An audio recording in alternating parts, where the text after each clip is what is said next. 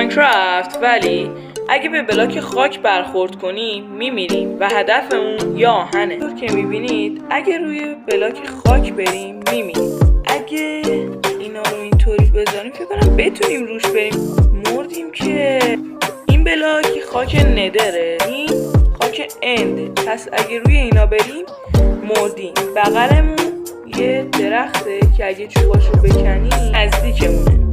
خب بچه حالا که ما اینجا رو رسیدیم نظرم یه استراحتی کنیم. حالا میریم دنبال آهن.